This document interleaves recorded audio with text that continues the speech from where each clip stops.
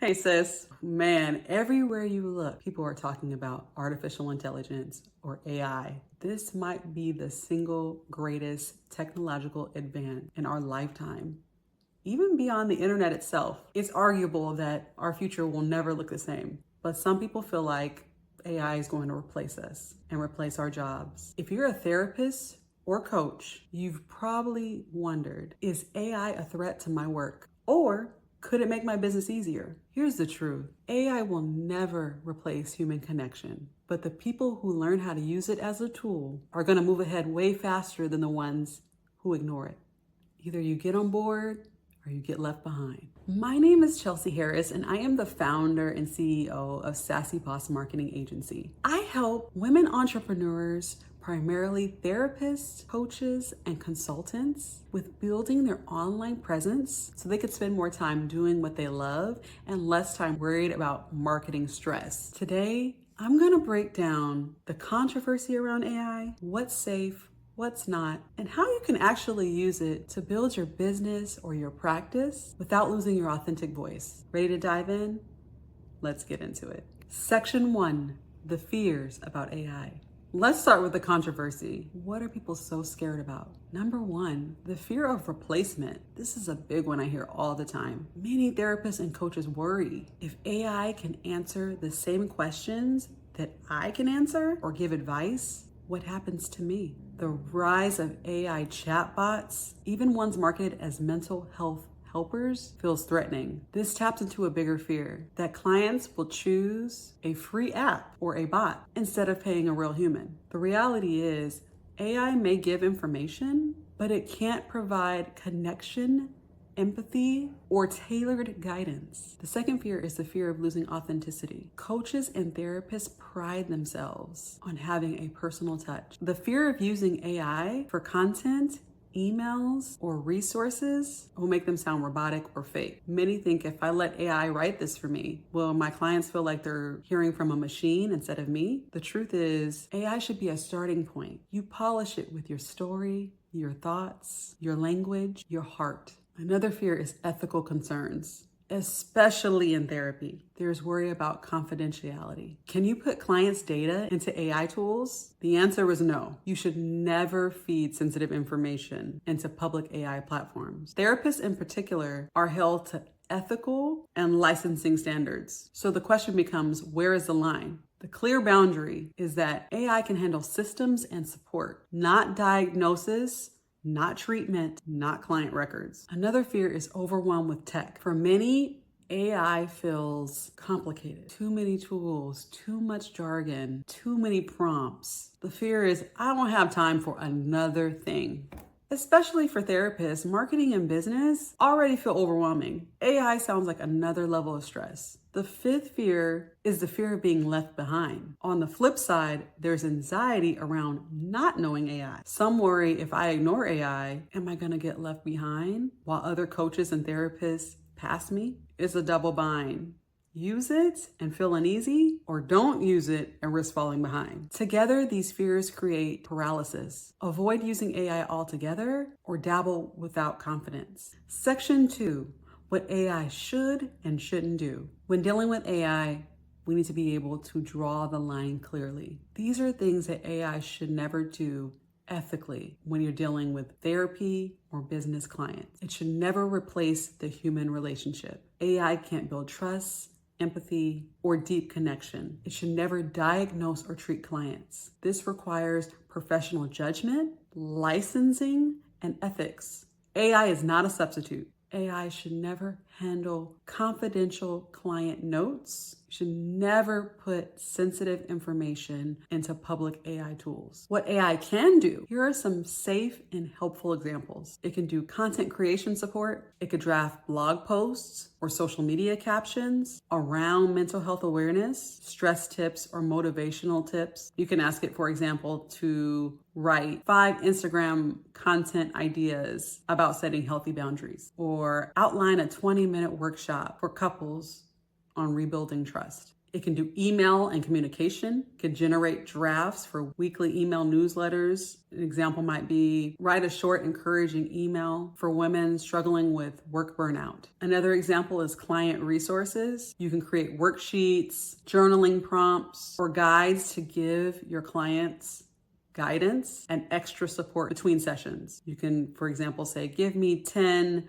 journal prompts for anxiety management. Another thing it can do is admin and productivity. It can automate appointment reminders, intake forms, or follow-up emails using AI-powered customer relationship management tools. An example might be if a new client books a consultation, AI can send a welcome email automatically with an intake form included. Another thing it could do is summarize your session notes, of course, using HIPAA compliant tools. For example, summarize this text into 3 bullet points for session recaps. And then lastly, it can help you with brainstorming and strategy. You can brainstorm content ideas around your specialties. For example, give me 10 blog posts for therapists who work with teens. It can compare program ideas or help you structure launches. List pros and cons of offering a group coaching program versus a membership program. Think of AI like having an intern in your office. You wouldn't hand them client files or let them run a session, but you would let them draft a newsletter, organize a calendar, brainstorm ideas, send follow-up emails. It's support, not substitution. Section 3. My own story and perspective. I'll be honest, I used to be skeptical about AI too. I thought, what if it replaces my job and what I do? Or what if it makes me sound fake or look fake in a video? What if it takes away my personal touch? But once I started experimenting with it, I realized something. AI is not here to replace us, it's here to support us. And when you use it in the right way, it can save you tons of hours every single week. Here's the hard truth. Ignoring AI won't make it go away. We've seen this time and time again with technology. People who resisted websites or emails missed out on opportunities to grow. The same is happening with AI. AI won't replace you, but the people who use it smartly will replace those who don't. If your competitor is saving hours on marketing and reaching more people because of AI tools, and you're still doing everything manually, you'll fill the gap very quickly. It'll burn you out if you do everything manually without any help from systems and AI tools. The question isn't if AI should be part of your business or your practice. It's how you'll use it responsibly. When I first started using AI in my business, I felt very nervous. Would I sound robotic? Would people notice? Would people even care? But once I started using it for brainstorming video topics, drafting social media captions, writing outlines, I realized it's not about AI taking over. It's about AI giving me a head start. Honestly, it has freed me up to focus on the things that only I can do. Connecting with clients, creating content in my voice, showing up authentically. That's exactly what I want for you too. Here are some action steps to get started with